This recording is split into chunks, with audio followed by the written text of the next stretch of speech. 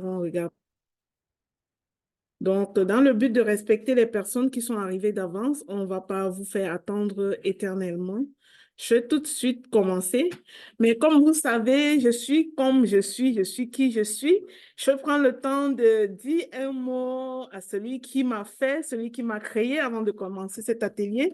Donc, je vais tout simplement bénir l'Éternel des armées, bénir mon Dieu, mon roi, pour cette opportunité qu'il me donne de passer ce moment avec vous pour cette opportunité qui me donne de partager ce temps de midi avec vous, discutant des questions de productivité. Vous savez, nous rêvons tous d'aller à un autre niveau dans ce que nous faisons, mais parfois ce n'est pas toujours évident.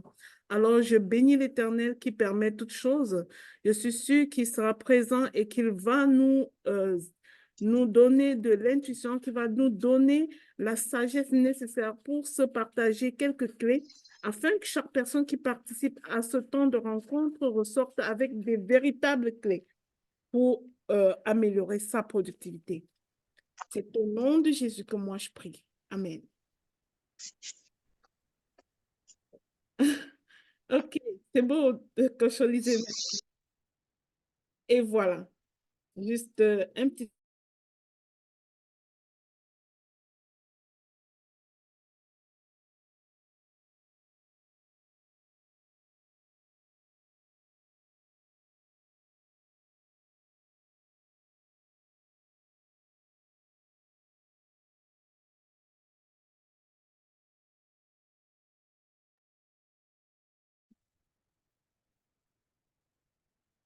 Et voilà les amis, je vais tout de suite partager le canevas de cette présentation.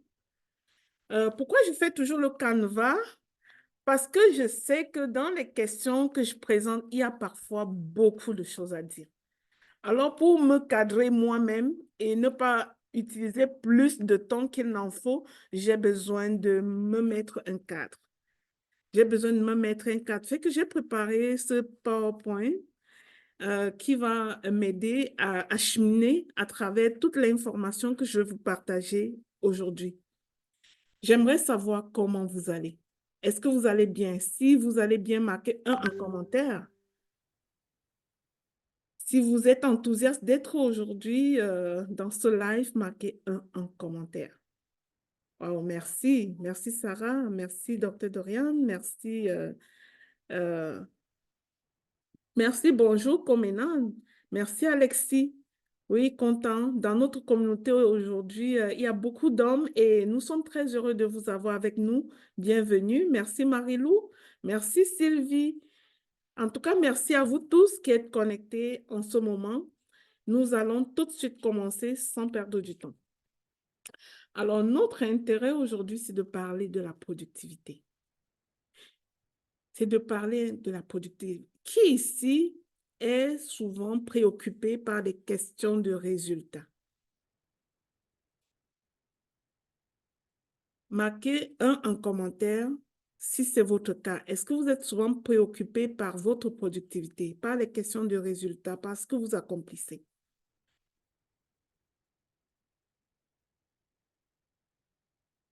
La deuxième chose que j'aimerais savoir, est-ce que ici nous avons des entrepreneurs? Marquez 2 en commentaire si vous êtes entrepreneur. Je sais que dans ma communauté, j'accompagne des personnes pour devenir des entrepreneurs vraiment audacieux, partir peut-être de zéro et avoir l'audace d'aller chercher ce qui est à nous. Est-ce que j'ai des entrepreneurs ici? Merci Marie-Lou, merci Sarah. Super. J'ai quelques entrepreneurs. J'ai combien d'employés? Est-ce que vous êtes employé chez quelqu'un? Oui, merci Coach Élisée. Est-ce que j'ai des employés ici? Marquez 3 si vous êtes employé, s'il vous plaît. Est-ce que vous êtes employé? Non? Il n'y a pas d'employés? Plus d'entrepreneurs que d'employés?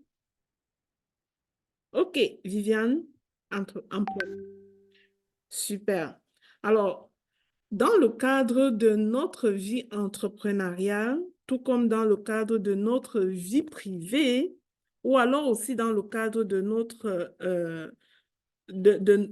vie d'employé, Nous sommes tous et chacun préoccupés par des questions de productivité.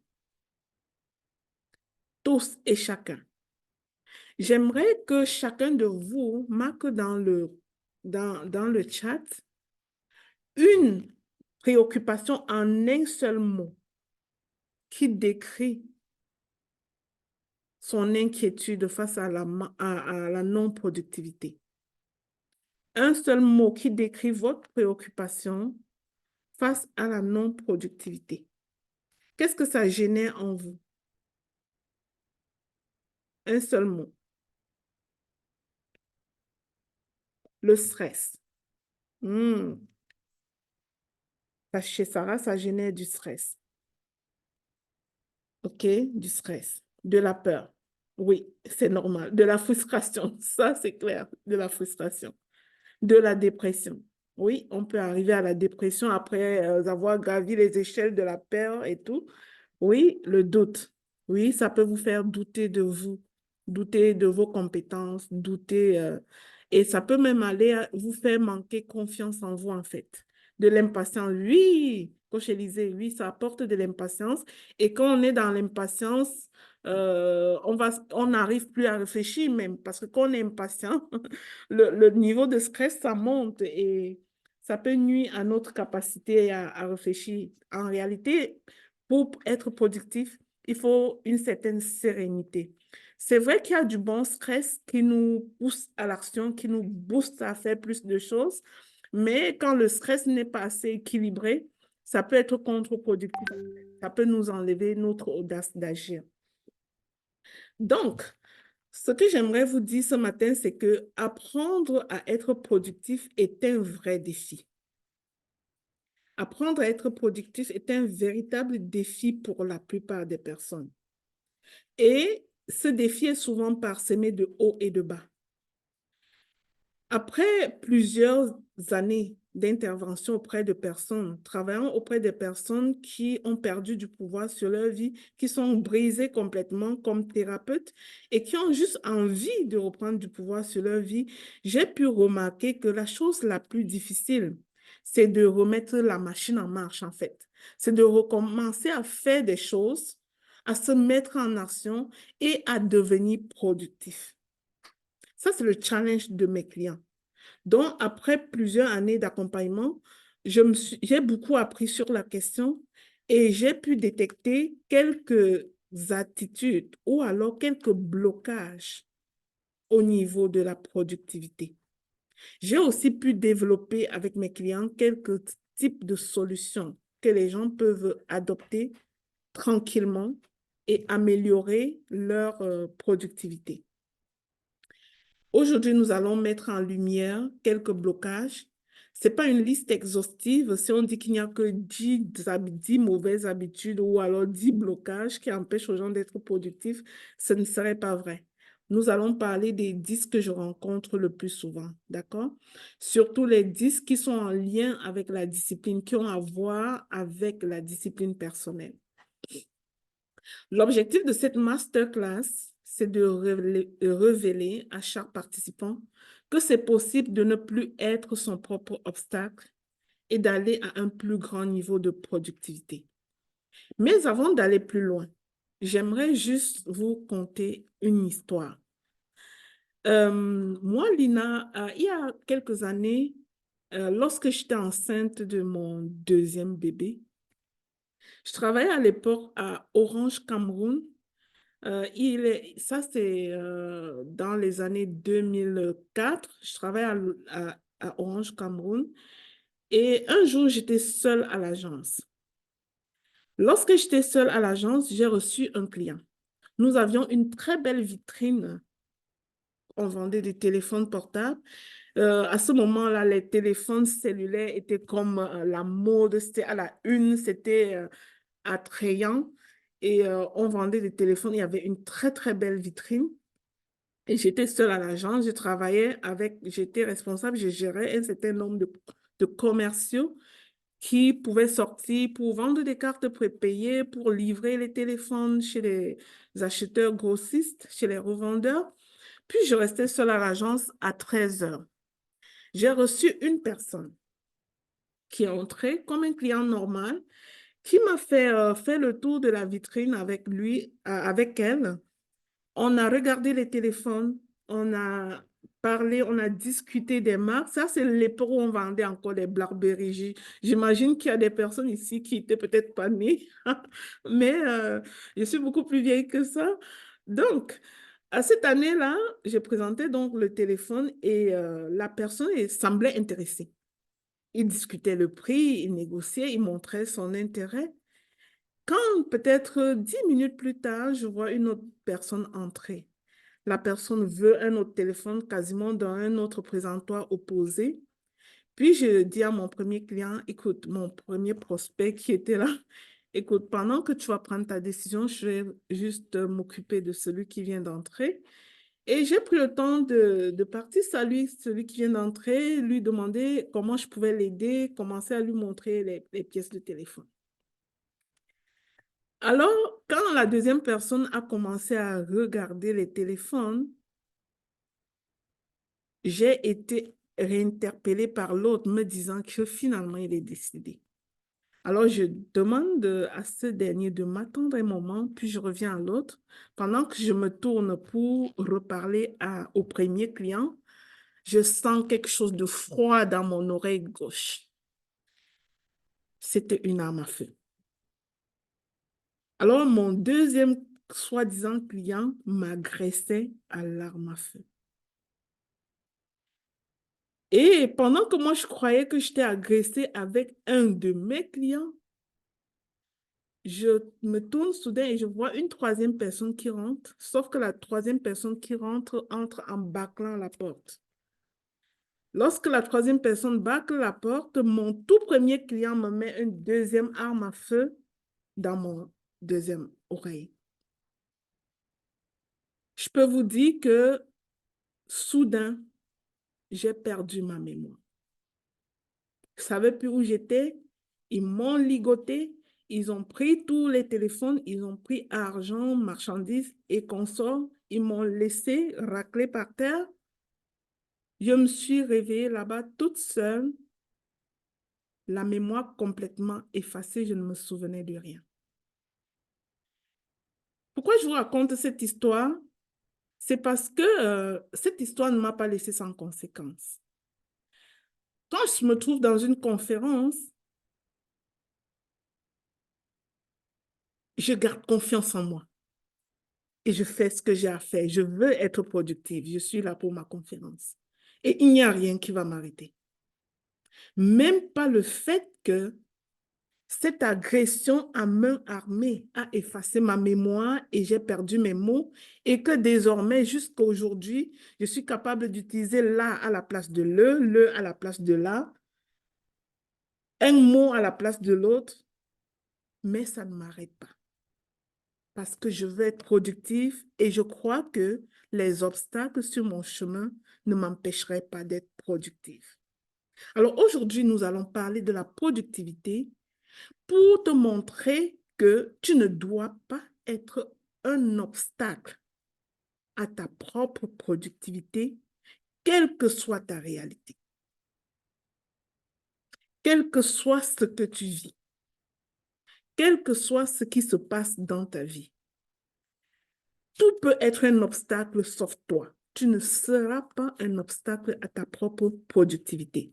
Écris-moi ça dans le chat. Je ne serai pas un obstacle à ma propre productivité. Je pourrais dire productivité, la productivité, peu importe. Cette agression-là a fait, ce traumatisme-là a fait cela de moi. Je m'en fous. Je passe mon message.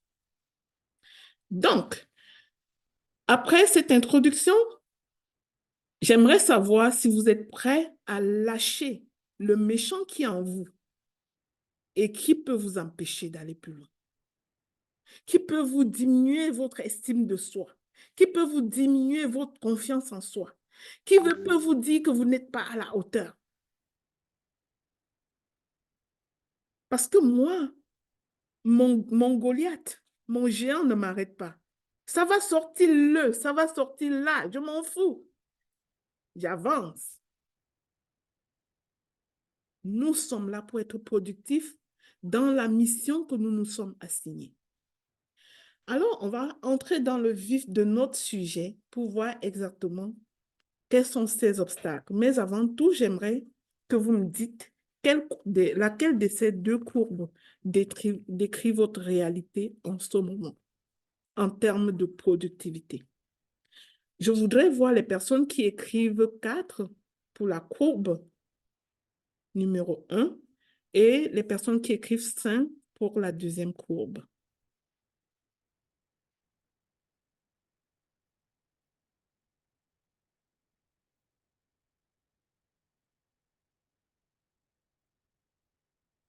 Est-ce qu'il y a des personnes qui se reconnaissent dans la courbe 4? Êtes-vous dans la courbe 5?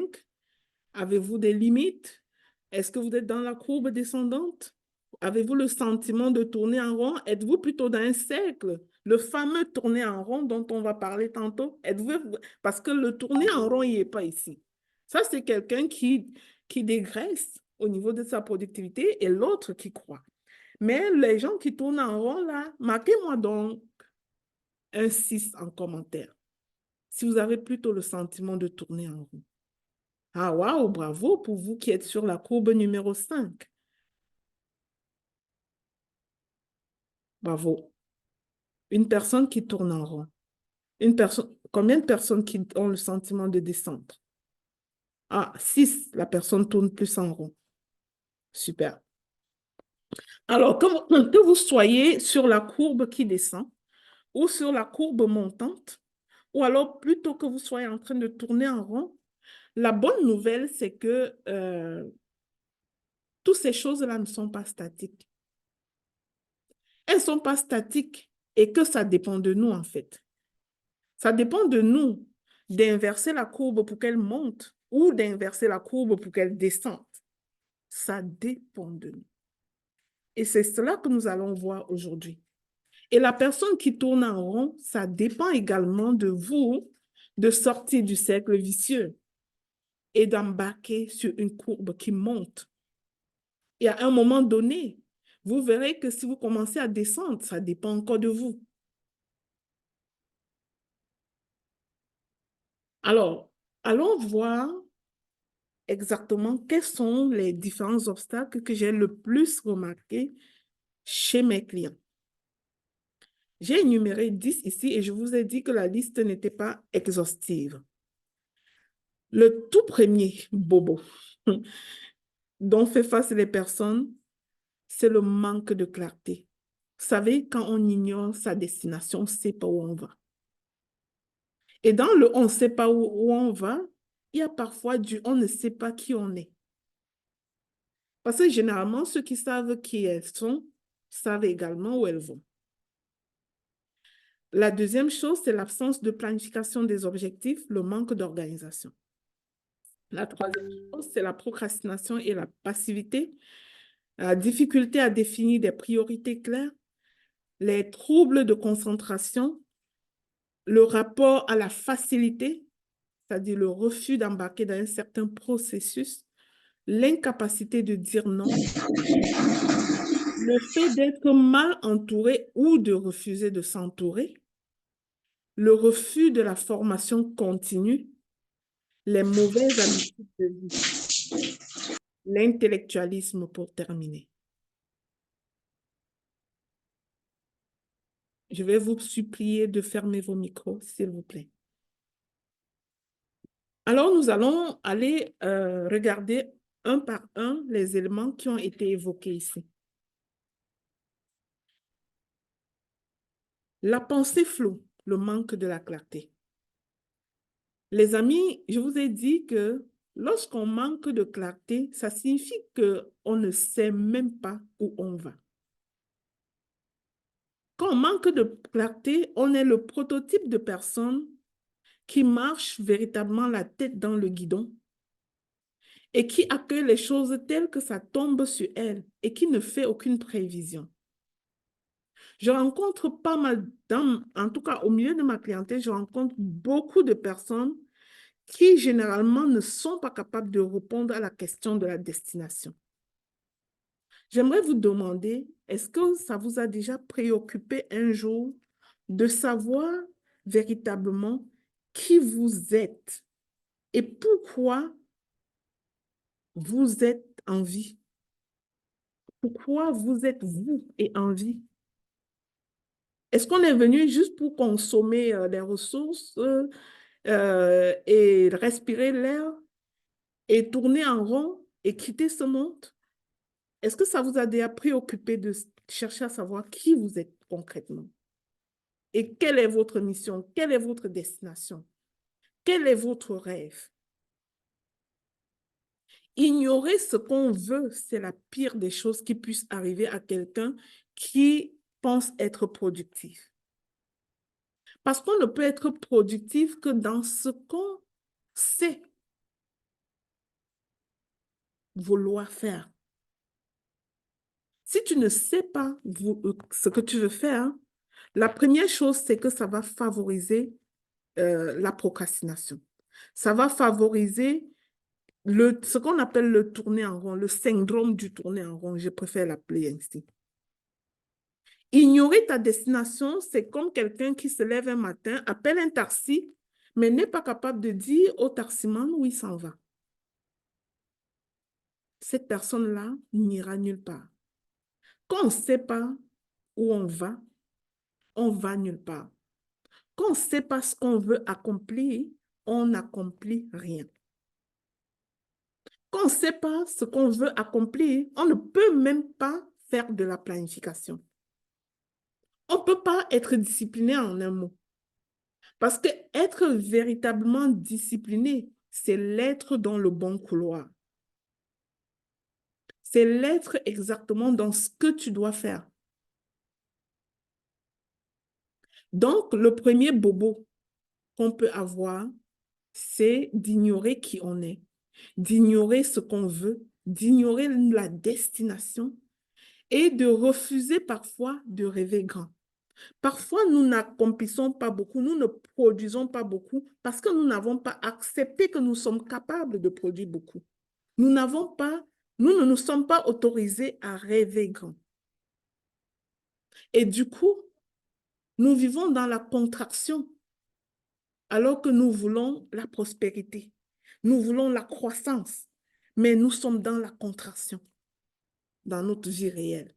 Pourquoi? Parce qu'on se refuse de rêver grand. Et quand on se refuse de rêver grand, c'est pourquoi? C'est parce qu'on ne se connaît pas assez.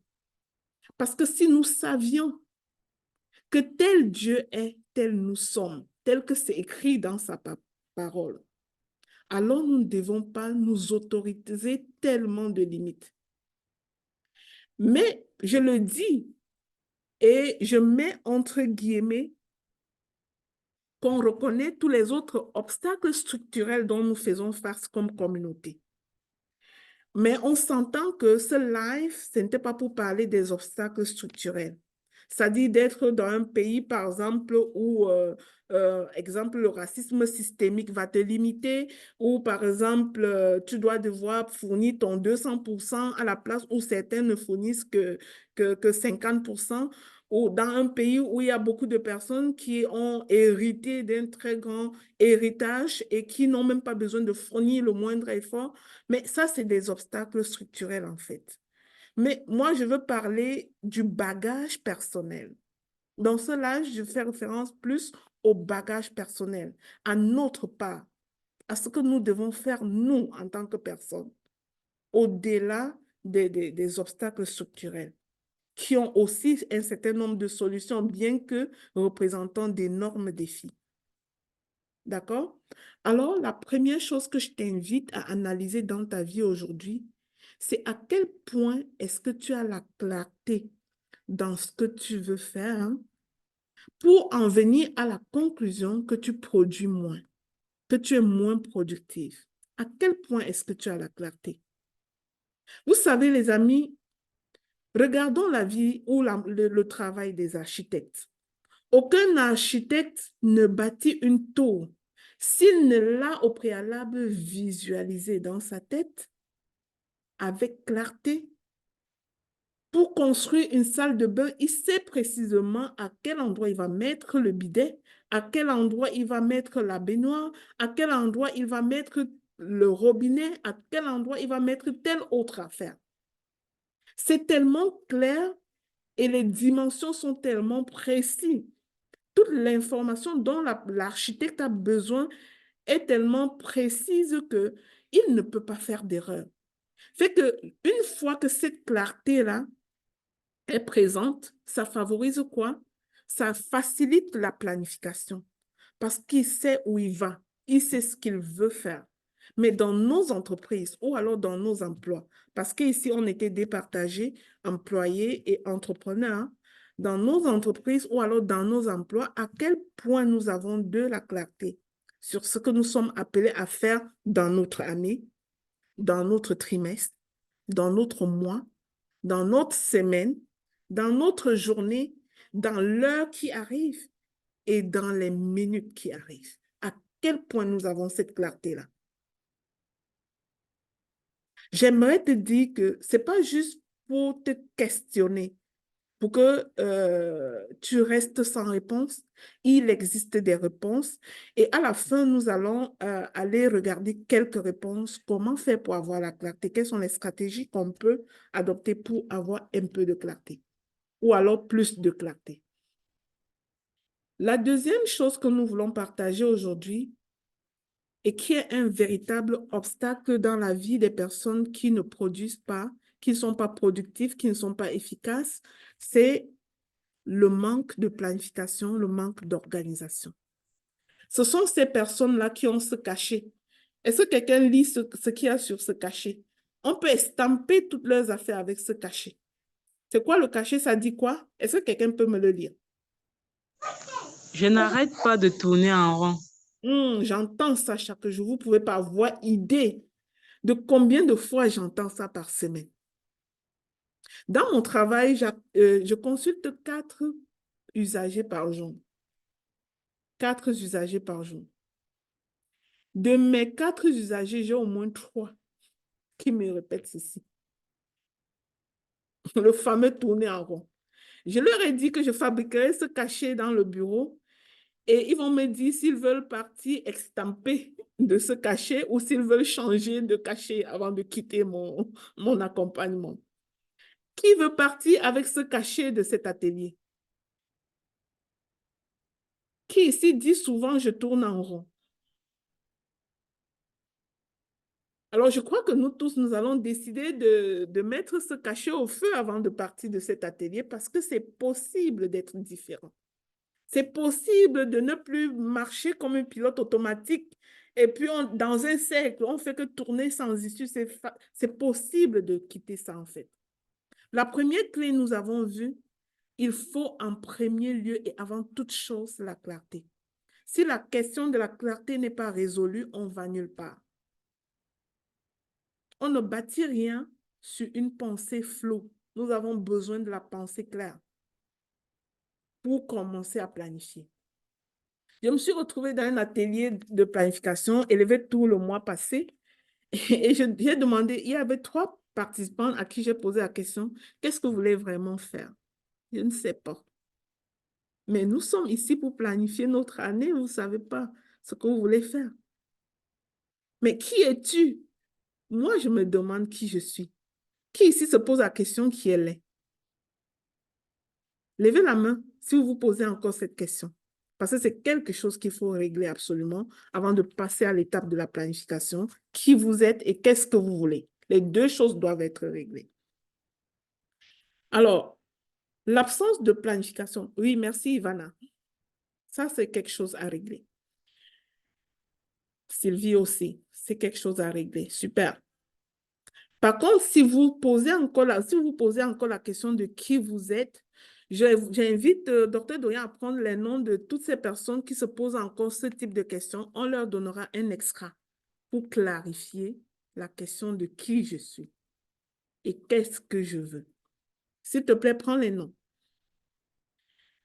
Alors, comme je vous ai dit, l'absence de planification des objectifs quotidiens signifie qu'on tourne en rond. Parce que quand on ne planifie pas, on se lève le matin et le hasard planifie pour nous.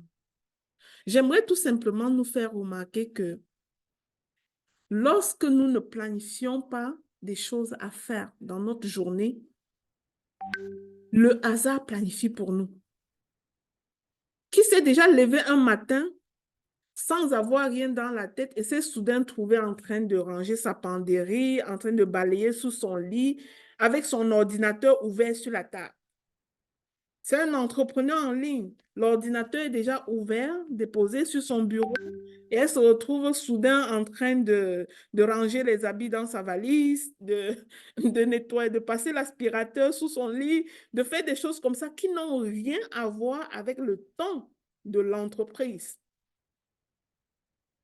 Ça, c'est parce que vous ne travaillez pas votre planification.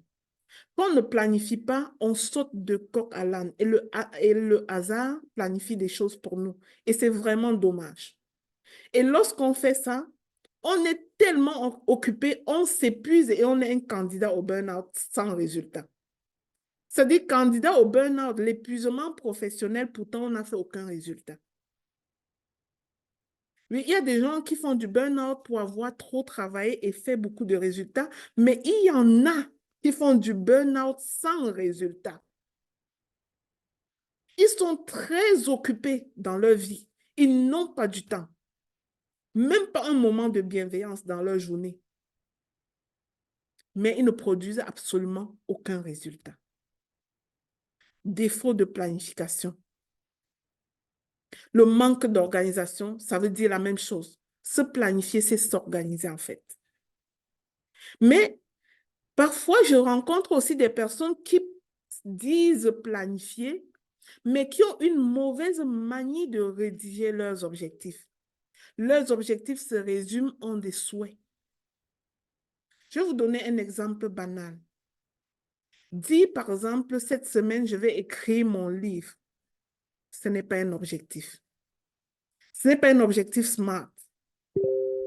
Parce que moi, comme entraîneur à l'autodiscipline, je vais te poser la question, où est-ce que tu vas écrire ça dans ton agenda? Où est-ce que tu vas écrire, cette semaine, j'écris mon livre? Où est-ce que dans ton agenda de cette semaine, tu vas écrire ça? Est-ce que c'est lundi que tu as écrit ton livre? Est-ce que c'est mardi? Est-ce que c'est mercredi? Est-ce que c'est vendredi? Et si c'était lundi? Est-ce que c'est lundi à 9 h ou plutôt à 16 h? Est-ce que c'est mardi à 10 h ou plutôt à 15 h? Vous voyez un peu? Donc, la personne qui dit, cette semaine, j'écris mon livre, a émis un vœu.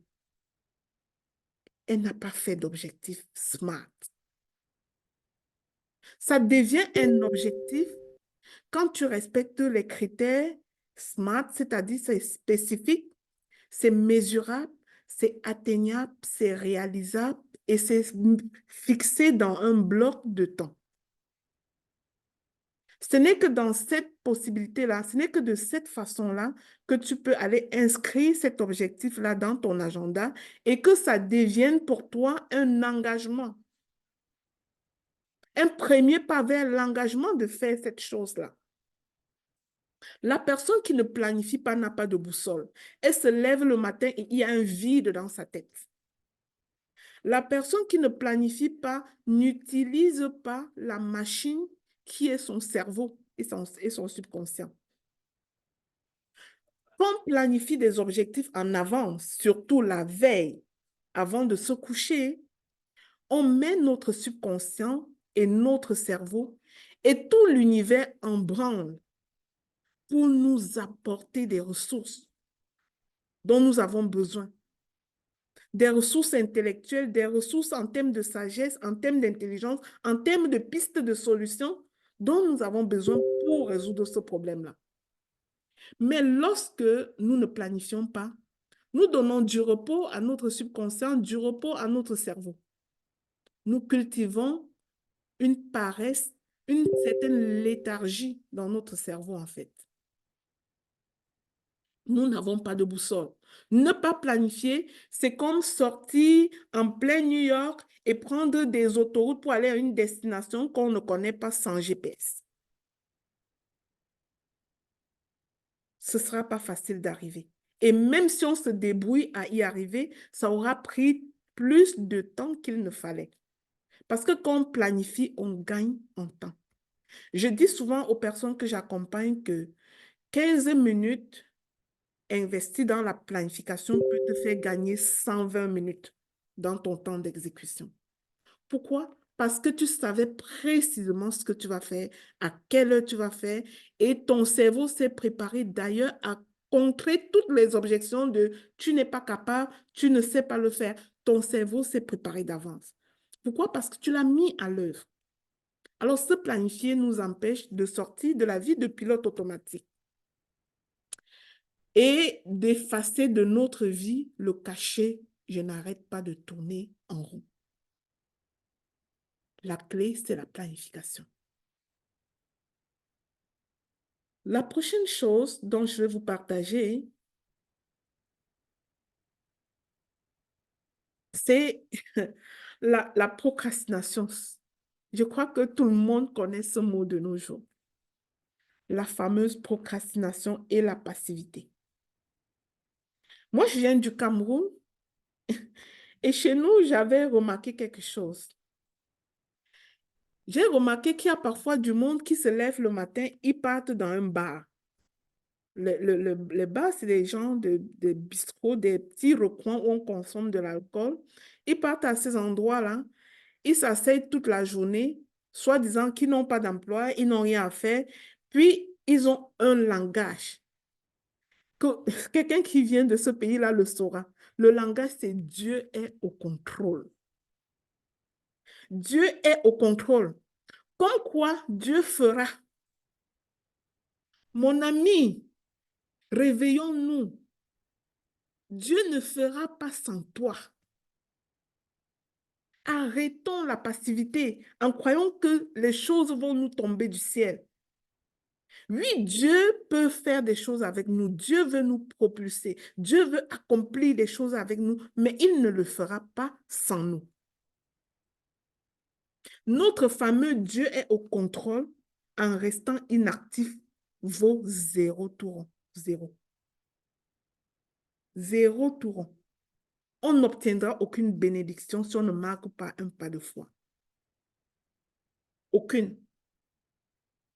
Donc, la personne qui procrastine, c'est quelqu'un qui met son ordinateur comme ça, un coach en ligne ou une coach en ligne, un e-commerçant, voilà son outil de travail, et puis les pieds en l'air, et renvoie les choses à demain. Les personnes qui procrastinent, voici le cycle de la procrastination.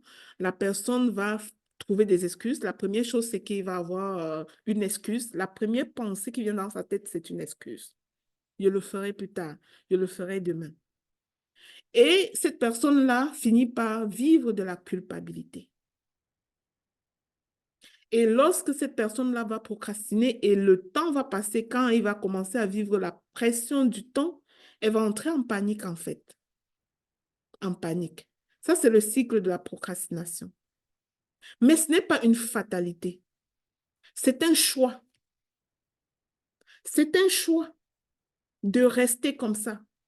Parce que déposer son ordinateur, plutôt que de créer ses contenus et être tout écrasé dans son sofa, hein, c'est un choix. C'est un choix délibéré. J'aimerais juste vous faire remarquer que depuis le début, nous ne parlons que des attitudes qui dépendent de nous. On a exclu d'avance tout ce qui est structurel. Parce que oui, on peut agir sur ce qui est structurel d'une certaine manière. Il y a aussi des choses structurelles qui s'imposent à nous et qu'on vit avec. Mais les choses qui sont en nous, on devrait pouvoir arrêter d'être notre propre obstacle.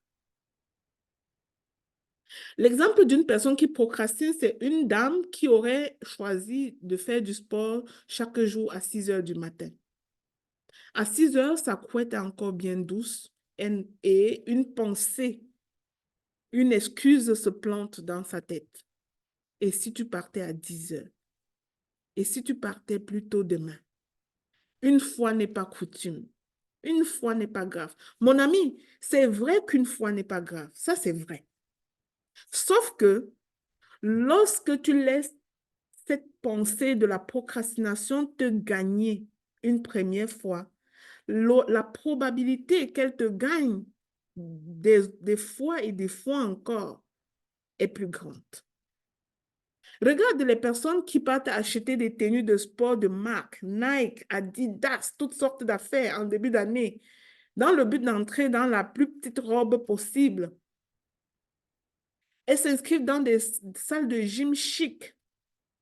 Avec la motivation, ils vont y aller peut-être 2, 3 fois, 4 fois, 5 fois, une semaine.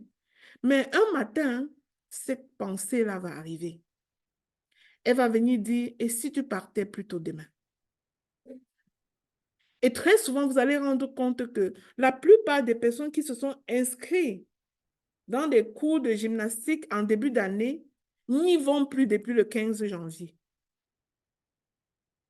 Pourquoi?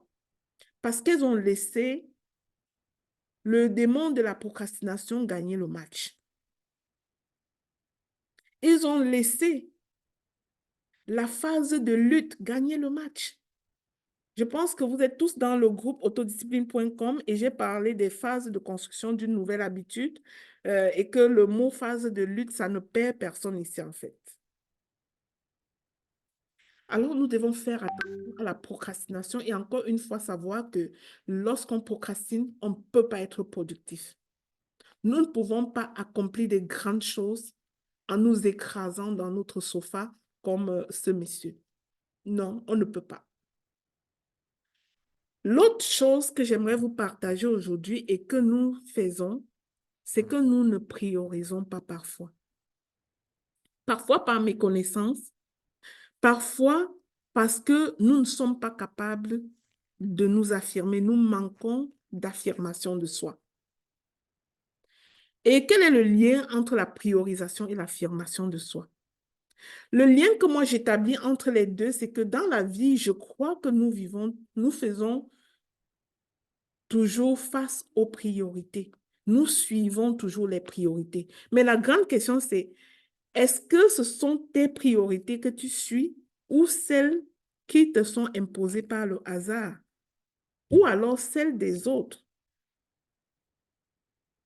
Ça, c'est la grande question. Quelle est la priorité que tu suis?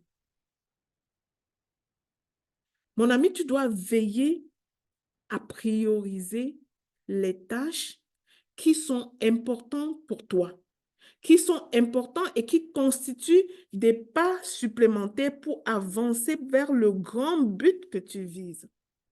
Et pour mieux prioriser, tu dois garder ceci en tête. Ce schéma-ci, tu vas le garder en tête. Le rapport entre ce qui est urgent et ce qui est important. Mais avant de continuer, j'aimerais juste te dire quelque chose. Écris en commentaire que les urgences des autres ne sont pas mes urgences. Les urgences des autres ne sont pas mes urgences. Très souvent, je sais qu'on nous a éduqués pour être gentils. Et je ne suis pas en train de prôner ici qu'on ne le soit pas en fait. Mais sauf qu'il faut que tu saches que chaque fois que tu dis oui aux autres, tu viens de te dire non. Il faut que tu sois conscient de ça. Que chaque fois que tu dis oui aux autres, et c'est ce qui nous arrive, surtout les femmes, on est toujours en train de sauter pour aider par-ci, sauter pour aider par-là, pour répondre à l'urgence d'un tel, pour faire du bien à un tel, en s'oubliant soi-même. Les urgences des autres ne sont pas tes urgences.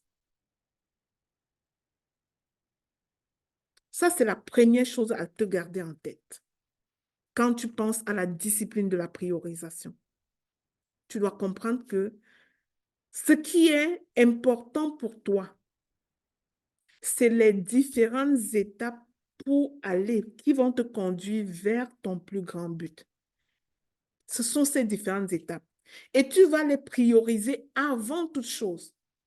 Moi, j'ai dit à mon patient au bureau aujourd'hui qui me dit, ah, il y a toujours quelque chose à faire, il y a toujours quelque chose qui me tombe dessus. Je dis, et ça allait à quoi ces choses qu'il y a toujours à faire? Est-ce que ce sont des choses qui t'amènent à accomplir ce que tu veux dans ta vie ou ce sont les choses des autres? ou du hasard. Puis il me dit, tantôt ma femme veut ci, tantôt il y a un ami qui veut ça, tantôt il y a un ami qui m'interpelle pour ci, un téléphone qui sonne. Et je lui ai demandé, pourquoi ces gens t'appellent? Parce qu'ils ont vraiment besoin de moi, dit-il. Ils ont besoin de toi pour leurs urgences. Entre-temps, tu as tes urgences. N'oublie pas que tu n'es pas le sapeur-pompier. S'il y avait le feu chez la personne, il devait appeler le sapeur-pompier. Et ce n'est pas toi. N'oublie pas que tu n'es pas le médecin urgentologue. Même si tu étais le médecin urgentologue, s'il y avait problème, il devait se présenter à l'urgence. Ce n'est pas certainement toi. Ce n'est pas toujours toi. S'il est braqué à main armée, comme ce fut mon cas, ce n'est pas toi qui vas venir enlever l'arme. La meilleure chose, c'est la police. C'est la police. Alors, les urgences des autres ne sont pas tes urgences. Et j'ai dit, ce n'est pas l'apologie de l'égoïsme et de la non-assistance que je suis en train de faire. Mais ce que je dis, c'est que tu es important et que tes rêves sont aussi importants et que ce que tu as mis dans ton argent est important à accomplir pour être productif. Alors, quand docteur Dorian va te dire, s'il te plaît, j'ai besoin que tu m'appelles parce qu'il faut que tu me montres là où tes choses se trouvent. Aie l'amabilité de retourner l'appel de docteur Dorian quand tu seras disponible. Retourne son appel quand tu seras disponible. S'il y a quelqu'un dans ta maison qui te dit, « Ah, s'il te plaît, est-ce que tu peux me porter secours à faire ceci, cela dans ma journée? » Dis-lui, je serai disponible pour toi à telle heure. Vous savez quoi? Ma collègue voisine du bureau, qu'elle vient me dire, s'il te plaît, j'ai besoin de toi urgemment. Moi, mon attitude, c'est que je ne me lève jamais quand on me dit ça. Je dis, j'arrive dans 2 minutes. Pourquoi? Parce que je veux vivre avec le sentiment que c'est moi qui donne mon temps. Je vais lui donner le temps le plus court possible pour aller la voir, pourvu que ce soit moi qui donne mon temps. Je ne peux pas me comporter comme un objet ou bien un objet qui est télécommandé et dès qu'on appuie, je me lève. Dès qu'on appuie, je m'embarque. Dès qu'on appuie, je parle. Dès qu'on appuie, je fais. Non, tu ne peux pas être ça. Tu ne peux pas permettre que les autres te traitent comme un objet télécommandé. Et puis, que dès qu'on dit appuyer, tu es déjà debout à répondre aux urgences des autres, abandonnant ce que tu avais planifié dans ton agenda. Donc, mon ami, je voudrais te faire comprendre que tu dois veiller à ton rapport importance-urgence, d'une part, et tu dois travailler ta capacité à dire non à ce qui ne te convient pas. Parce qu'une chose qui nous arrête et qu'on ne peut juste pas être productif dans notre journée, c'est qu'on accepte tout. On dit oui à tout. Il faut dire non à ce qui est un obstacle pour nous, en fait. Oui, tu dois aider, mais tu dois aider au temps convenable. C'est ça. Donc, et le petit tableau que j'ai mis ici, c'était pour te montrer un peu quelques règles de priorisation. C'est qu'une fois que tu as défini ce qui est véritablement important pour toi, tu dois pouvoir diviser tes choses dans ces 4 carreaux. Ce qui est urgent et important, c'est la chose que tu dois faire en premier. Exemple, je veux immigrer et je n'ai pas de passeport. J'ai envie de déposer mon dossier la semaine prochaine. Mais j'ai aussi des formulaires à compléter.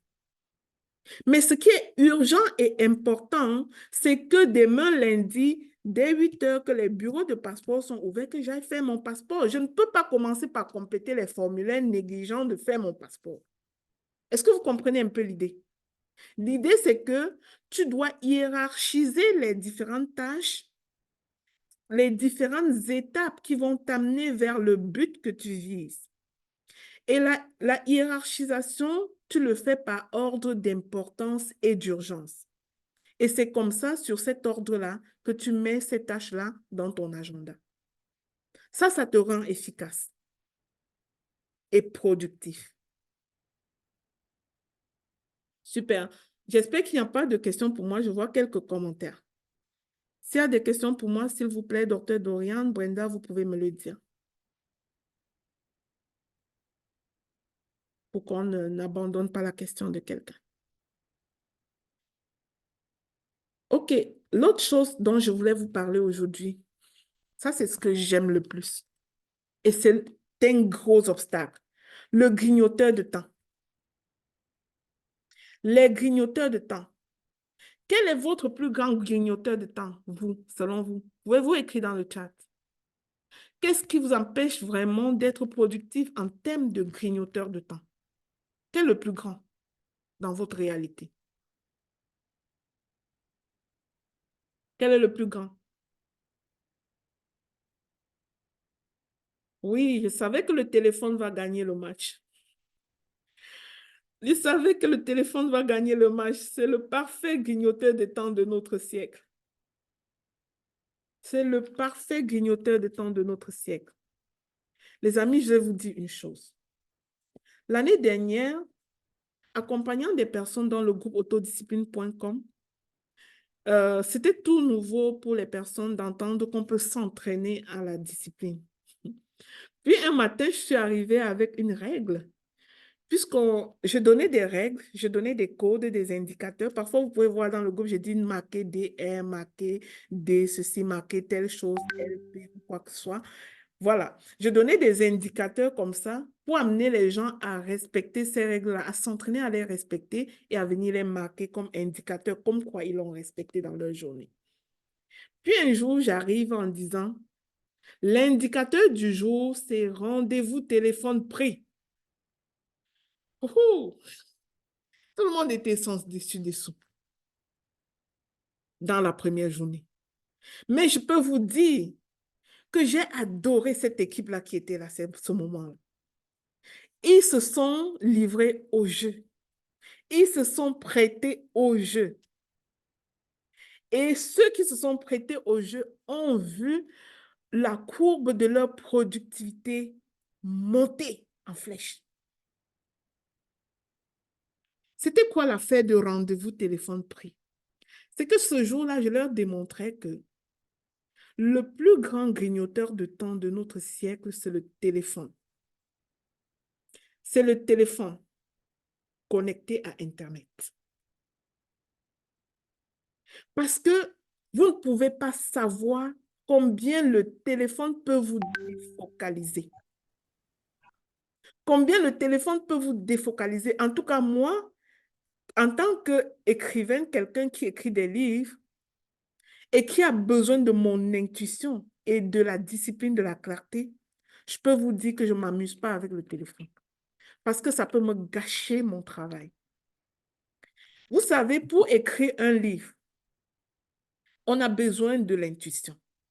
Puis on écrit, on a besoin de la constance, d'être concentré, en fait. On écrit, on écrit, on écrit.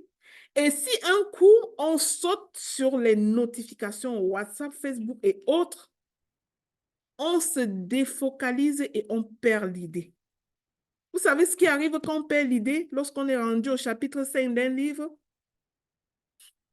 On est obligé de venir lire le livre depuis le début si on est en train d'écrire un roman coach.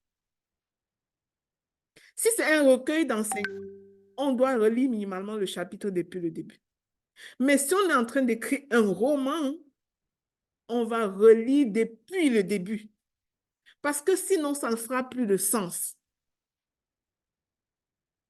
Ça, c'est ce qui nous arrive. Quand on commence à faire accomplir une tâche et on se laisse distraire par le téléphone, par les notifications.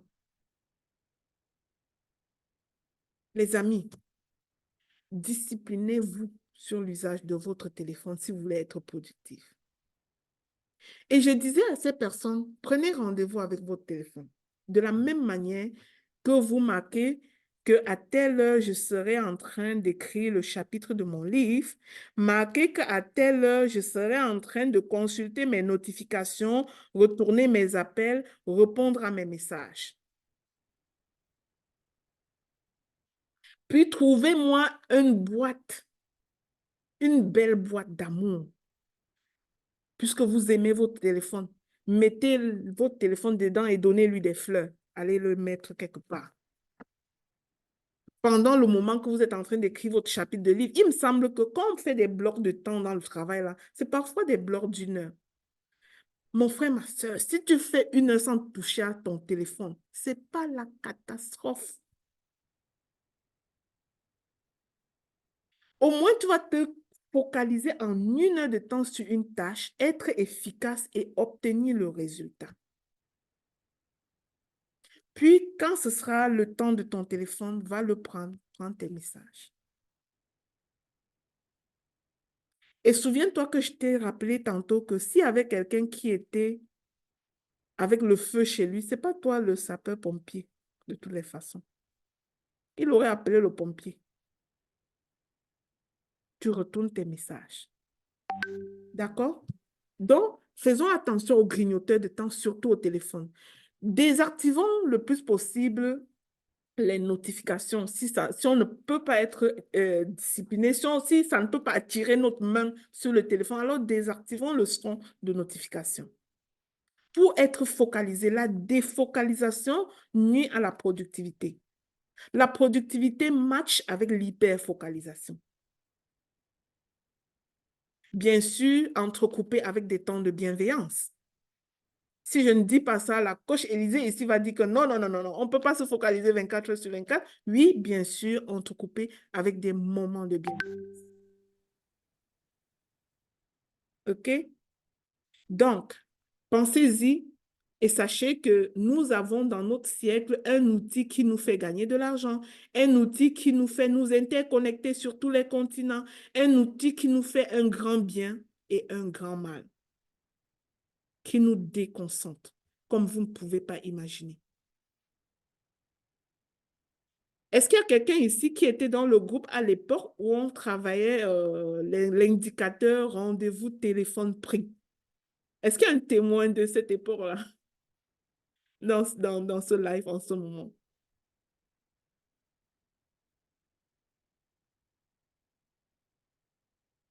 Est-ce qu'il y a quelqu'un qui était dans le groupe à ce moment-là? Eh bien, mais je vous dis, c'est important de prendre rendez-vous avec votre téléphone. Même si vous ne pouvez pas prendre 2-3 rendez-vous avec votre téléphone par jour et que vous croyez que vous avez besoin d'aller sur votre téléphone tout le temps, observez donc la règle des 5 minutes. Focalisez-vous comme il faut sur une tâche pendant 1 heure de temps à 1h30. Puis, donnez-vous le luxe d'aller voir le téléphone pour 5 minutes, d'aller voir votre message pour 5 minutes. Mais encore une fois, ça travaille une mauvaise habitude d'être sur le téléphone tout le temps. L'idéal, c'est que quand vous vous levez le matin, avant d'embarquer dans votre travail, vous prenez votre téléphone, vous faites ce que vous voulez faire. L'heure de commencer votre travail, commencez-le. Prenez la pause, que votre téléphone doit correspondre à votre temps de pause. Imaginez quand vous êtes employé dans une entreprise. Quand vous êtes employé dans une entreprise, vous vous disciplinez à l'usage de votre téléphone. On commence le travail à 8 heures, la pause c'est à 10 heures. Et c'est sûr que j'ai vu les entreprises où on garde quasiment le téléphone au casier. C'est à 10 heures que toi, tu prends ton téléphone parce que tu es employé. Pourquoi quand tu es devenu l'employé de ton entreprise, tu ne peux pas garder la même discipline pour augmenter ta productivité? Oui, les gens m'ont dit que le téléphone était leur outil de travail. Je n'en disconviens pas. Mais Avis à ceux qui disent qu'ils répondent aux messages en même temps qu'ils sont en train d'écrire un contenu. Si tu as 30 minutes pour écrire un contenu, tu ne peux pas écrire le contenu en répondant à un message. Non, ça ne se peut pas. Alors, discipline-toi à te focaliser sur la rédaction de ton contenu, puis fais le temps pour répondre à ton téléphone plus tard. Tous ceux qui disent que je fais 1000 choses à la fois ne vous disent pas la vérité. La seule vérité qui vaut la peine, c'est que on réussit à faire plusieurs choses à la fois dans une journée seulement lorsqu'on a attribué un bloc de temps spécifique à chaque chose et qu'on s'est appliqué à faire cette chose-là une à la fois. Oui, ne m'apportez pas l'idée de j'écris mon devoir pendant que j'écoute la musique. Il y a des choses qui ne se cumulent pas. Moi, je parle des véritables tâches là, où on a besoin de sa concentration, on a besoin d'être ferme, on a besoin d'être résolu. D'accord? On va passer à l'élément suivant. Être mal entouré. Ça, c'est une autre chose qui est difficile. Être mal entouré. J'entends des personnes dire, je ne sais plus qui le dit, mais je le répète parce que ça se dit un peu partout et c'est vrai. Si vous êtes entouré par 5 cancres, vous deviendrez le 6e. Si vous êtes entouré par 5 personnes productives, 5 leaders, vous deviendrez le 6e. Donc, si tu veux être productif, tu ne dois pas te conduire comme monsieur et madame tout le monde. Et tu ne dois pas marcher avec monsieur et madame tout le monde. Avec qui fais-tu le chemin? Voilà la question que je peux te poser. Dans tes activités entrepreneuriales, avec qui fais-tu le chemin? Avec qui fais-tu le chemin? Savais-tu que ton environnement, ton entourage a un impact sur toi, sur ta productivité? Nous devons, selon moi, avoir dans notre vie au moins 45% de personnes qui nous challengent si nous voulons être productifs. Au moins 45% de personnes qui nous challengent. C'est-à-dire des personnes qui ont déjà fait ce que nous voulons faire, qui sont arrivées là où nous voulons arriver et qui continuent à progresser. Nous devons être entourés d'au moins 45% de ces personnes. Ensuite, nous devons nous assurer de nous entourer environ de 40% des personnes que nous challengeons nous-mêmes. Pourquoi? Parce que ce que nous apprenons auprès de ceux qui nous challengent, nous n'allons procéder à l'ancrage de ces informations que si nous transmettons. Ça veut dire, si aujourd'hui, pendant ce live, tu as appris des choses importantes et que tu veux l'ancrer dans ta vie, dans ton subconscient pour que ça reste, un des secrets, c'est d'aller l'enseigner.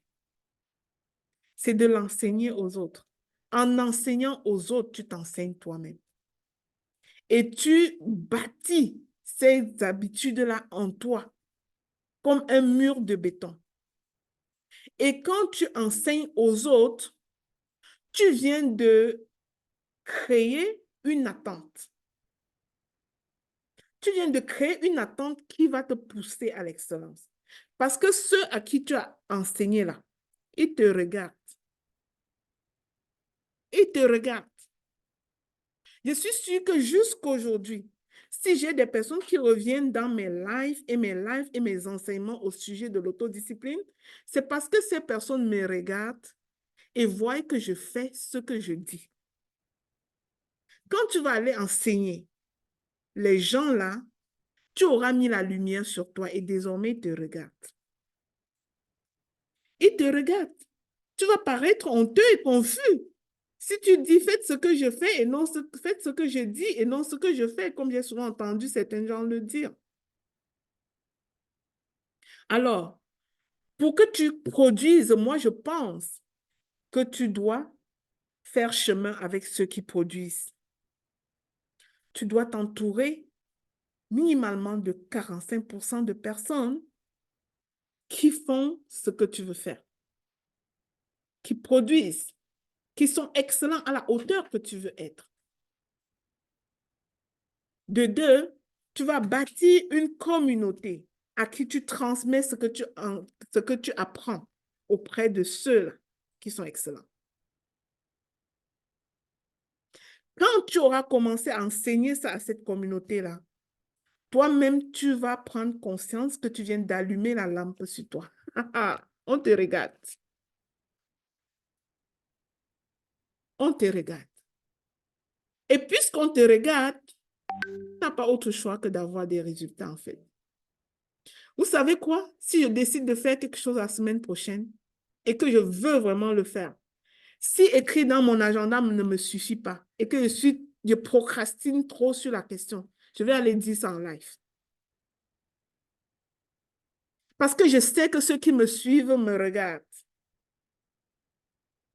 Et quand j'ai dit une parole à ces gens-là, je dois la tenir.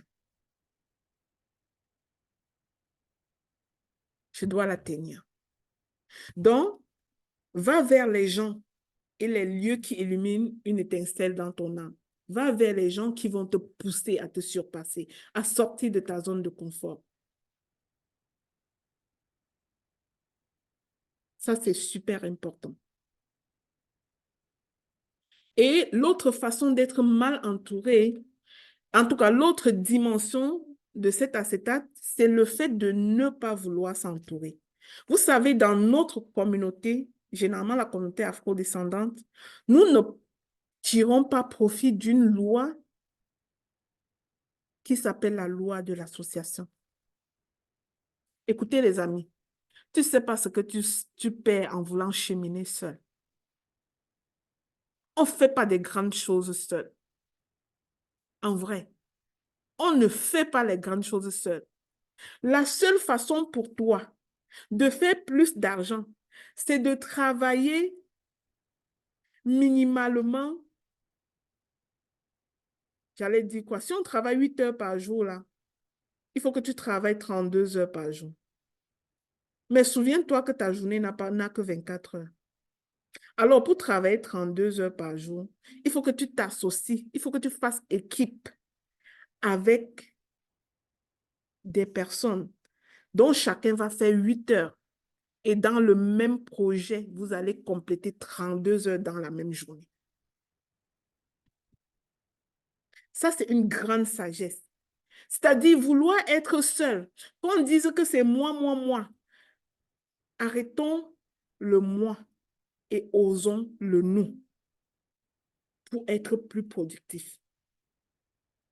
Vous savez, les amis, si tu descends à l'aéroport Montréal-Trudeau, étant le seul noir qui a fait des merveilles, on va juste voir un négro qui arrive. Mais si tu t'es mis avec ta communauté, si tu as donné ce que tu avais à ta communauté, pour que vous vous élevez ensemble comme une armée, le jour où vous arrivez quelque part, vous aurez la chance de dire, les tels sont arrivés ici. Mais c'est dur d'être seul et de faire tâche d'huile, en fait. C'est dur. Qui veut travailler 32 heures par jour ici? Sors de ce live et cherche un collaborateur. Cherche 2 collaborateurs. Cherche 3 collaborateurs. Aiguise ton caractère pour être capable de faire avec les autres. Je peux vous dire, depuis 2021, Dr. Dorian accompagne les gens à écrire des livres. Moi aussi de mon côté. Mais de 2021 à 2023, personne de nous n'a fait écrire autant de livres aux gens que depuis le jour où on s'est décidé de se mettre ensemble. En 6 mois, on a fait écrire environ 20 livres.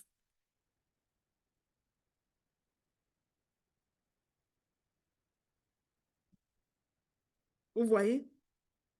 Imaginez que chacun aurait pu rester dans son côté et dire que c'est moi. Il faut que ce soit moi. Il ne faut pas que quand on parle de cette affaire-là, on dit le nom de Dorian sur ça. Ou Dorian, il ne faut pas que quand on parle de cette affaire-là, on dit le nom de Lina sur ça. Ça doit être moi, les amis. Mes frères et sœurs, jetons le moi à la poubelle et osons le nous. Vous allez voir comment vous allez être plus productif. L'autre chose, c'est le rapport à la facilité. J'ai une question à vous poser. Qui se souvient ici de la journée qu'elle était partie embarquée dans une voiture d'auto-école pour la première fois? Qui se souvient? Je vais donner la parole à une personne. Qui s'en souvient? Est-ce que tu veux parler? Est-ce qu'il y a une personne qui veut parler? Jody, oui. Te souviens-tu? Oui, très bien. Est-ce que D'abord, est-ce c'était que la c'était moto. facile? Du tout pas. Qu'est-ce que tu avais senti? C'était quoi les émotions? La peur de ne pas être capable de conduire. Mhm. C'était quoi ce que tu ressentais physiquement? Est-ce que tu ressentais la Physique. trouille? Est-ce que tu tremblais? Ça faisait Je boum, tremblais. boum dans ton cœur. Est-ce Je, que ça faisait ça? je, je tremblais. C'est mon père qui voulait même m'apprendre et il m'a dit, faut pas appuyer sur l'accélérateur. Je peux jamais oublier cette image-là. Mais c'est comme si mon cerveau m'a envoyé le message contraire et Appuie j'ai sur appuyé sur l'accélérateur. l'accélérateur. OK, Et dis-moi. ça a fait bim. Heureusement qu'il y avait une autre voiture devant qui était garée dans la maison, donc il n'y a pas eu de dégâts. Donc Mhm. ça a juste cogné le derrière de la voiture. Et il s'est fâché, il m'a dit, je ne vais plus t'apprendre. OK. J'ai dû aller à l'auto-école par la suite. Et là, je me suis rappelé de la première erreur, de la trouille qui m'avait poussé à accélérer. Donc, c'est resté. Mais aujourd'hui, le jour où j'ai conduit de Canada pour aller à New York 9 heures, toute seule, sans relève, j'étais très fière. Donc, c'est pour dire, les débuts sont Super. toujours difficiles. Merci beaucoup pour ta participation. Alors, j'allais dire, les amis, quand je dis le rapport à la facilité, c'est que de nos jours, nous voulons tout avoir tout de suite. Tout avoir, mais alors tout de suite. On ne veut pas s'entraîner à connaître quelque chose. On ne veut pas construire des habitudes. Qu'est-ce que vous croyez que ça a été différent entre la première journée que Jody est entrée dans une voiture et la fois qu'elle a conduit toute seule 9 heures de temps pour aller à New York, du Canada à New York? Écoutez, la seule chose qui a été différente, c'est que malgré la peur du départ, malgré la difficulté du départ, elle s'est entraînée encore et encore et encore, jusqu'à ce qu'elle devienne compétente. Une autre métaphore que je peux apporter, c'est un enfant. Nous tous, nous avons été bébés. Et peut-être que nous tous, nous sommes parents, je ne sais pas. Mais observez que un bébé, quand il commence à marcher, ça ne va pas comme ça, tout de suite, là, comme la courbe montante de la productivité. Il essaye, il tombe. Il s'essaye et il tombe. Sauf qu'à force d'essais, preuve, nous voici de nos jours, on marche sans y penser. Quand on marche, on ne réfléchit pas. Pourquoi? Parce qu'il y a une seule chose que nous devions savoir avec la facilité. C'est que le succès n'est pas du côté de la facilité. C'est à force de pratique que les choses deviennent faciles. On ne peut pas voir une chose qui est tout de suite facile. Ça devient facile parce qu'on a essayé. Ton e-commerce deviendra facile parce que tu as essayé pendant un an. Ton live en ligne deviendra facile parce que tu as essayé. OK? Ta prise de parole en public deviendra facile parce que tu as essayé. Ta confiance en soi deviendra facile parce que tu as essayé. Faire plus de revenus deviendra facile parce que tu as continué. D'accord? Alors, les amis, oublions de rêver qu'on obtient tout de suite, comme un repas chauffé au micro-ondes. Attention au succès micro-ondes. C'est juste un piège qui nous fait mettre nos mains sur ce qui n'est pas correct, qui nous fait brimer nos propres valeurs, en fait. Ou alors qui nous fait être juste farfelus. Farfelu a dit des choses que si on nous regarde bien, on ne voit rien dans notre vie. C'est juste notre bouche qui parle. Vous savez, des personnes qui construisent des étages avec la bouche, qui disent je suis entrepreneur, mais qui fait 0 recette par mois, en fait. Mais qui parlent beaucoup. Vous voyez? Le rapport à la facilité, c'est quelque chose de malsain parfois qu'on ne veut pas se soumettre au temps de la préparation. Et quand on saute le temps de la préparation, on ne peut pas être productif. On va être brouillon. Dites que je ne suis pas un entrepreneur brouillon. Dites-le. Je ne suis pas un entrepreneur brouillon. Je travaille ardemment et mes résultats parlent de moi. Je travaille ardemment et mes résultats font mon témoignage. Je prends le temps qu'il faut pour produire des résultats, mais je ne veux pas être farfelu. J'accepte le temps de préparation. Je refuse le succès micro-ondes.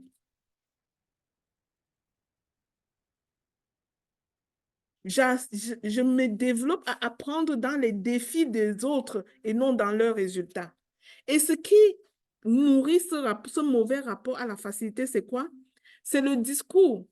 C'est pour ça que quand on est en ligne là, évitons les discours qu'on écoute partout. Moi, je vois souvent, on dit, venez payer et puis je vais vous montrer comment avoir 1000 $, 5000 $ par jour, 5000 $ par semaine ou bien 50 000 $ par mois. Avant de partir payer pour avoir 50 000 $ par mois, commence déjà par apprécier les petits commencements, mon ami. Moi, je ne suis pas une vendeuse de vin et je n'ai rien contre ceux qui vendent que tu vas avoir 100 000 $. D'accord? Je ne dis pas non plus que c'est impossible d'avoir 100 000 $, mais je vais dire chacun a sa saison. Tu ne peux pas être dans une entreprise que tu n'as pas encore eu un seul client et tout de suite, tu vas avoir 100 000 $ par mois. Dites-moi vous-même, est-ce que c'est vrai? Tout de suite, tu vas avoir 10 000 $ par semaine. Est-ce que c'est vrai?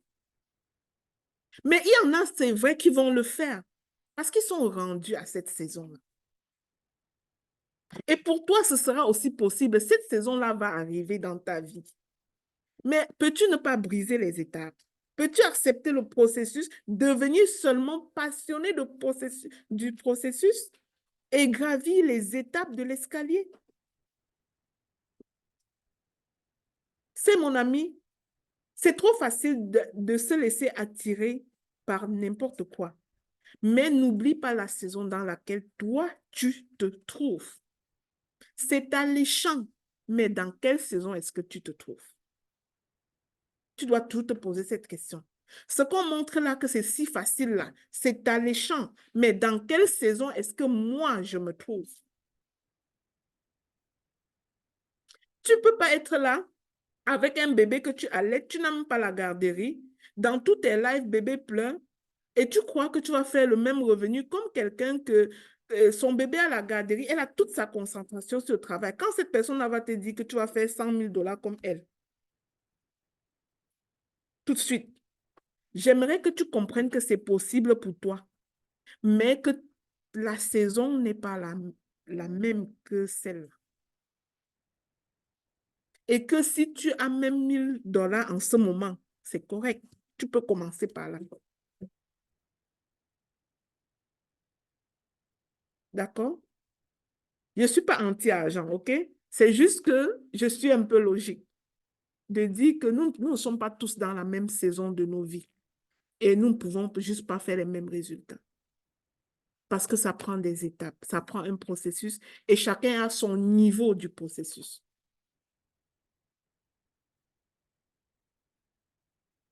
Eh bien, on va continuer. Ça va bientôt finir mes étapes. Le refus de la formation continue. Je vois des personnes qui, depuis qu'ils ont terminé leurs études, leur baccalauréat ou quoi que ce soit, des études il y a 20 ans, ils n'ont jamais lu un seul livre. Puis ils veulent faire des résultats. Mes amis, C'est important la formation continue pour être productif. Stephen Covey dit que tes connaissances actuelles périment environ en 2 ans dans ce siècle. Regardez en arrière. Les gens qui ont vendu, qui ont fait du e-commerce sur Facebook il y a 4 ans, fais comme eux. Dans cette méthode-là, tu ne vendras rien. Pourquoi? Parce que c'est périmé. Ça avance. La technologie avance.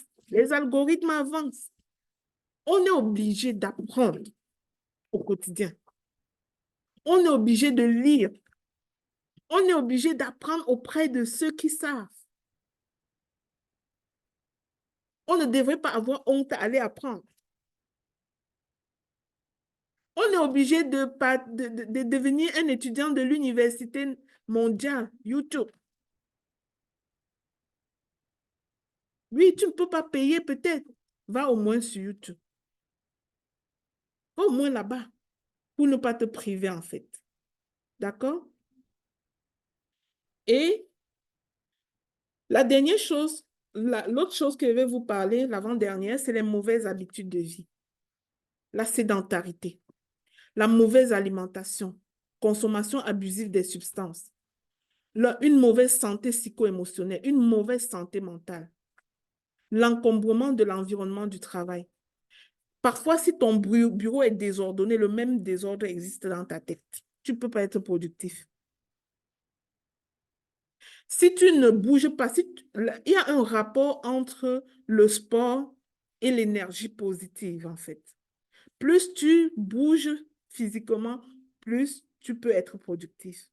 Parce que ton corps sécrète des hormones de bonheur et ce n'est que dans le bonheur que tu peux faire plus, en fait.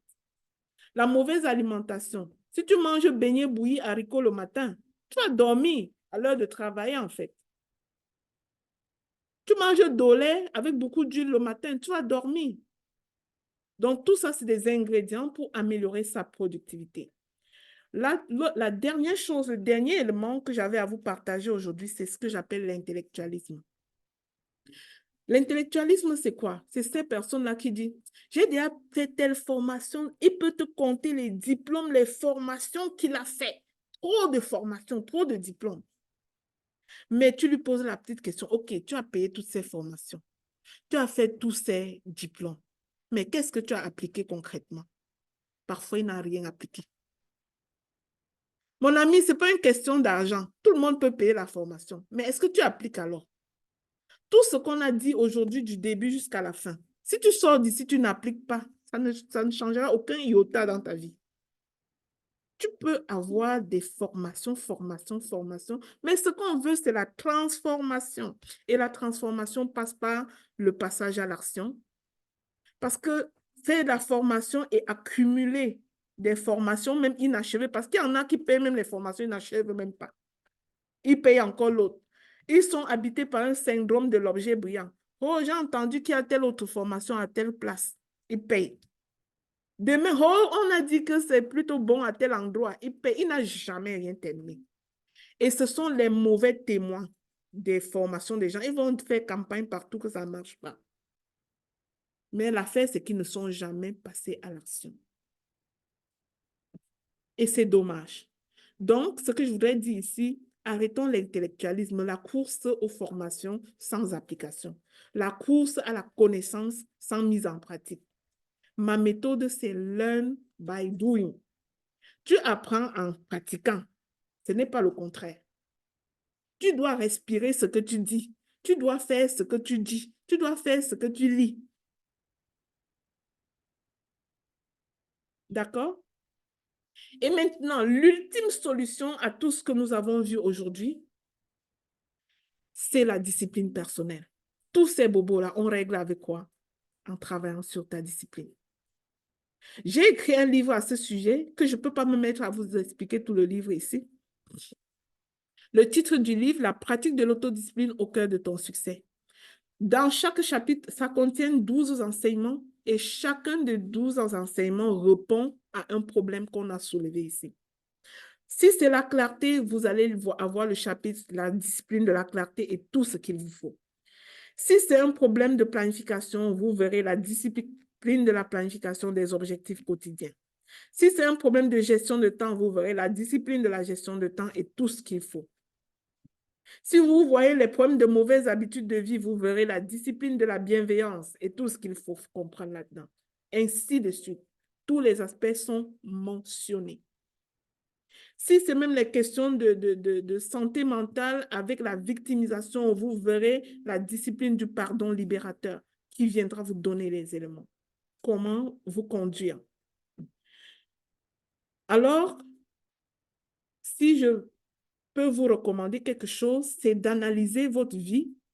J'ai cette dimension de la discipline dans le livre parce que pour régler votre problème de discipline, il va falloir aller poser le bon diagnostic et trouver à quel niveau de la discipline vous avez véritablement un problème.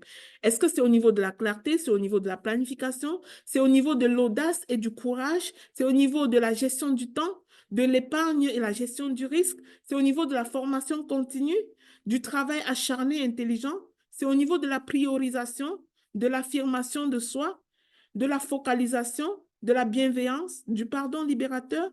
Oui, quand vous allez pouvoir diagnostiquer, vous prendrez les clés qui viennent résoudre exactement ce problème-là dans votre vie.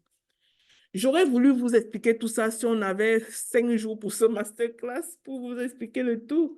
Mais si j'ai quelques solutions à briefer, conseils, développez avant tout la discipline de la clarté. Privilégiez vos tâches. Je vous avais promis de dire quelque chose pour la clarté. La clarté, s'il vous plaît. Fermez le bruit ambiant, mais aussi le chaos intérieur et donnez-vous la possibilité d'accéder à la pensée claire. Prenez 30 minutes de marche, juste vous à vous, avec le sujet qui vous préoccupe en tête. Vous allez avoir la surprise d'avoir plus de clarté en réfléchissant et en prenant une marche dans la nature. Autre chose, c'est de réfléchir en écrivant. J'ai fait un live dessus cette semaine sur la page de l'Académie. Vous pouvez aller écouter. Réfléchir en écrivant. Privilégiez vos tâches. Donc, c'est-à-dire, apprenez à prioriser vos tâches pour ne pas être en train de faire les urgences des autres. Développez votre capacité à être hyper focalisé. Fixez des objectifs clairs pour favoriser votre hyper focalisation. D'accord? Ça, c'est des conseils que je peux vous donner. Minimiser les distractions. Je vous ai parlé du téléphone. Je vous ai demandé de créer un environnement sain parce que tout le chaos qui est sur ta table de travail, là, c'est le même chaos qu'il y a dans ta tête, en fait. Et tu ne peux pas être productif comme ça. Je vois les tables avec les assiettes en même temps, les livres en même temps, les ordinateurs en même temps, tout en même temps, ça aide par notre concentration. Blocage du temps. Il faut toujours affecter un bloc de temps à une activité. Ne dis pas j'écris mon livre cette semaine. Dis que j'écris un chapitre de mon livre chaque jour de 9 h à 10 h. Ça devient un objectif. D'accord? Puis tu peux l'écrire dans ton agenda. Pratiquer la pleine conscience, c'est-à-dire développer la pleine conscience de ce que vous faites. Oui, être vraiment conscient c'est-à-dire, c'est vivre intentionnellement, en fait. Choisis intentionnellement qui t'entoure, choisis intentionnellement avec qui tu marches, choisis intentionnellement le moment que tu vas dire oui ou non, choisis intentionnellement tes choses. Développe la pleine conscience de tes choses pour te propulser. Détox numérique. Ça, c'est un bon détox à faire. Tout le monde devrait faire ça, détox numérique. Déconnectez-vous régulièrement des appareils numériques et des réseaux sociaux pour prendre le contrôle de votre attention. Soyez là-dessus quand c'est nécessaire et soyez sur les réseaux pour être des producteurs de contenu et non des consommateurs exclusifs. Oui, c'est sûr que nous consommons chez les autres, mais de l'autre côté, il faut que tu produises aussi, en fait. Gestion de l'énergie. Reconnaissez vos schémas énergétiques et planifiez vos tâches les plus importantes en premier pour pouvoir les accomplir. Revoyez et réfléchissez. Évaluez régulièrement vos habitudes de productivité et ajustez vos stratégies pour optimiser votre hyperfocalisation et éviter la dispersion. Et si j'ai une recommandation à vous faire par rapport à la santé mentale, souvenez-vous qu'il y a ce livre, ce fameux livre écrit par Dr. Dorian. C'est un très beau livre qui vous aidera à travailler à votre productivité tout en prenant soin de votre santé mentale. Je pense que je vais vous remercier. Nous avons une autre classe après celle-ci. Et j'espère que le tout vous a semblé intéressant. Merci à tous pour votre écoute. Merci d'avoir participé à ce moment. C'est votre présence qui donne un sens à tout ceci. Parce que même si on a les leçons les plus intéressantes à enseigner et qu'on n'a pas, et on n'a personne à écouter, ça ne sert à rien en fait. Ça ne sert à rien. Donc, merci d'être venu, merci d'être là. Le contenu est enregistré. Je vais remettre l'enregistrement dans le groupe pour les personnes qui veulent réécouter ou qui veulent partager. Est-ce qu'il y avait des questions, Dr. Dorian? Dieu paie, s'il vous plaît. Posez votre question. On va le faire rapidement. Bonsoir, maman Lina. Oui, Bonsoir, mais- Christelle de Jessie Cosmétique. Oui, Oui, Christelle, bonjour. bonjour, maman Lina. En fait, c'est toujours un plaisir de vous écouter et on apprend toujours quand on vous écoute. Aujourd'hui, particulièrement, j'ai retenu quelque chose. Ah oui, J'arrive 2 minutes. Je suis là dans 2 minutes. Ça, ok, c'est quelque chose que quand on nous appelle généralement, on a toujours l'impression qu'il faut sauver le monde. Que si on ne se lève pas là, rien ne va aller.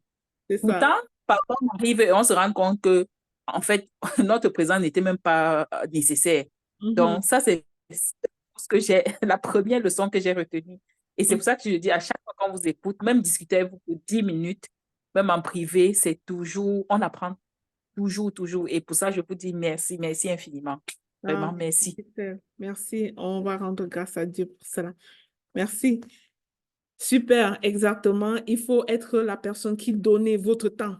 Ne laissez personne diriger votre temps. Vous allez aider, mais c'est vous qui offrez le temps. C'est ça. Super. Ah, merci pour vos commentaires. J'ai vu les beaux merci dans le chat. Merci à vous aussi. Ça m'a fait plaisir d'être là. Je vais me rebrancher sur mes travaux. Je vous souhaite de passer une excellente journée. S'il n'y a plus de questions, est-ce qu'il y a une autre Euh, main que je les quitte? allô, maman Lina. Oui, docteur Dorian. Merci beaucoup pour cette magnifique masterclass. Merci pour les paniers d'amour où nos téléphones doivent dormir. Moi, je veux toujours créer, je parle comme ça, peut-être quelqu'un ici va créer ça. Depuis à peu près 6 mois, j'essaie de trouver un fournisseur qui va me créer un panier d'amour pour téléphone. On va écrire sur ça, discipline de la gestion de temps. Panier d'amour pour téléphone. Je cherche un fournisseur qui va me créer ça en vente. Quelqu'un peut le créer, hein? Moi, je ne cache pas mes idées business. Si tu veux créer, tu crées. Moi-même, je vais acheter. En tout cas, il y aura des clients certainement parce que le besoin est réel. C'est une très bonne idée business. Et je suis sûre qu'il y a les personnes, comme Dr. Patrice a dit, c'est vraiment une très bonne idée business. Et je suis persuadée qu'il y a des violents ici qui peuvent déjà se lancer. Donc, je voudrais juste rappeler à toutes les personnes qui nous ont suivis que d'ici d'ici vendredi prochain, on lance avec un nouveau programme Élevé Tout. Mhm. Voilà, une évaluation mi-parcours des objectifs de la planification du premier trimestre. Oui. Donc, Maman Lina, je te laisse en parler davantage. Non, tu peux l'expliquer, docteur. Élever tout, tu peux expliquer. J'ai beaucoup parlé et je l'avais même mis là, mais tu vois que je ne me suis même pas rendue tellement j'avais hâte de décrocher. D'accord. En fait, c'est que ma secrétaire personnelle, elle fait des bruits. Bon, j'espère qu'elle va me laisser parler. Donc, en fait, nous avons un programme qui s'appelle Élever Tout. C'est le premier, on va dire quoi, c'est la première escale de notre parcours Emma, qui est un parcours de transformation, de productivité, partant de Élever Tout. Élever Tout, c'est un programme de 4 semaines. Donc, quand il dit 4 semaines, c'est 4 fois en un mois où on se rencontre pour travailler en fait sur votre productivité, sur votre clarté en matière de discipline. Patricia, en matière de discipline. Docteur Dorian, je vais le dire. Donc, élever tout, c'est une première étape d'un parcours d'entraînement à l'autodiscipline.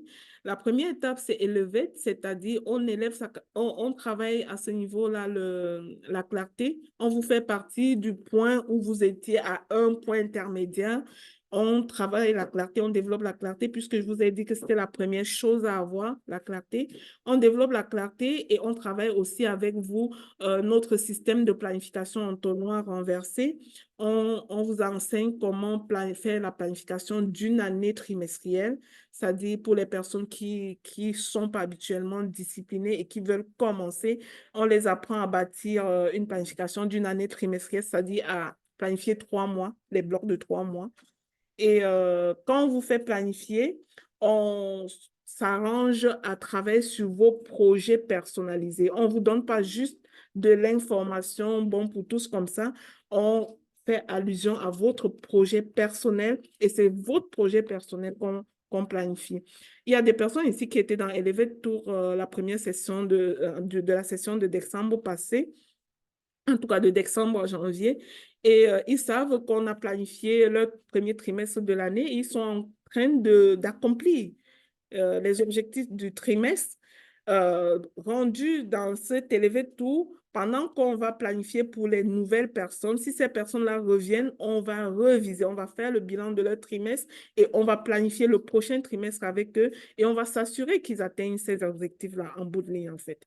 La deuxième étape du parcours, c'est et tout ça, on prend tout ce temps à travailler sur vos projets personnels à un coût vraiment ridicule, j'allais dire. Donc, si vous êtes intéressé, contactez Dr. Dorian après ce live, elle va vous inscrire. La deuxième étape, c'est l'étape maximise, parce que oui, quand on est déjà en route et on commence, on a la clarté, on a appris à planifier, on commence à faire des résultats, il faut maximiser, il faut aller à un autre niveau. Donc, la deuxième étape, c'est maximise, c'est le M de Emma, maximise.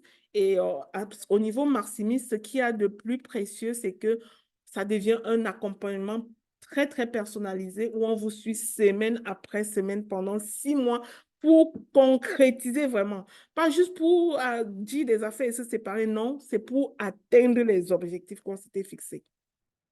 Et après Emma, si notre parcours, après le Maximis, si notre parcours vous intéresse, vous pouvez embarquer dans notre programme de mentorat à RISE, où vous allez vraiment coming out comme un véritable entrepreneur, à l'exemple de Florence en ce moment. Donc, vous allez vraiment sortir maintenant avec votre entreprise qui est à jour. Et vous pouvez être maintenant en train d'accompagner d'autres personnes parce que vous avez compris le processus et vous faites des résultats. Et au niveau de notre mastermind, de notre mentorat, c'est plus du leadership. Right? C'est ça. J'en ai terminé. Je pense que s'il n'y a pas d'autres questions, est-ce qu'il faut laisser le téléphone dans la boîte le temps de finir une tâche ou pendant un temps fixé? Oui, il faut laisser dans la boîte jusqu'à le reprendre à l'heure où son rendez-vous est fixé. Parce que là, vous mettez son rendez-vous dans votre agenda. Je vous le dis, là, ça fait... J'ai juste laissé tomber cette idée-là. Je cherche le fournisseur qui peut me fabriquer la boîte d'amour pour téléphone, là, parce que c'est un outil de gestion de temps. Il faut que les gens fassent détox ça. C'est un outil détox. Il faut que les gens fassent détox ça. Et comme je le disais, je partage l'idée comme ça. Si je trouve une audacieuse ici qui l'a créée avant moi, tant mieux. Si c'est moi qui crée avant, bah, on sera les deux sur le marché. C'est ça. Merci.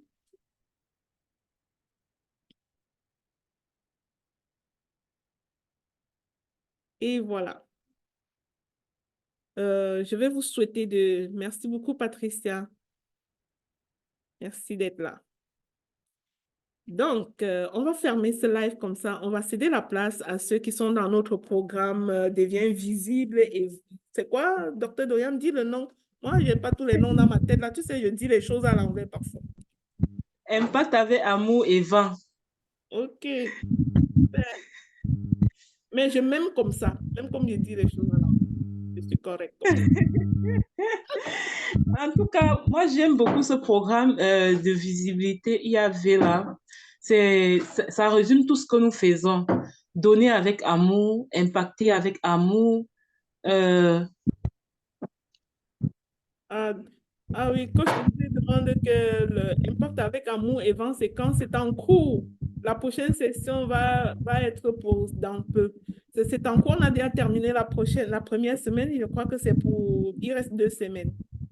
Mais on vous tiendra au courant de la prochaine. Alors, on va fermer cette classe pour ouvrir la prochaine parce que c'est le même lien Zoom. Alors, on va juste fermer le temps d'accueillir les autres. Merci. Merci, Brenda. Je te cède la place. Ah, Brenda est déjà là.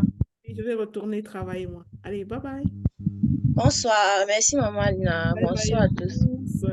Nous attendons que les Excellente gens se fin de semaine déconnectent. pour vous tous. Merci à tous. Merci pour votre présence. Je me sens honorée de vous avoir. Vous ne pouvez même pas avoir idée. Merci d'être là. Et merci à vous. C'est magnifique. Merci beaucoup, Lina et Dr. Dorian. Merci.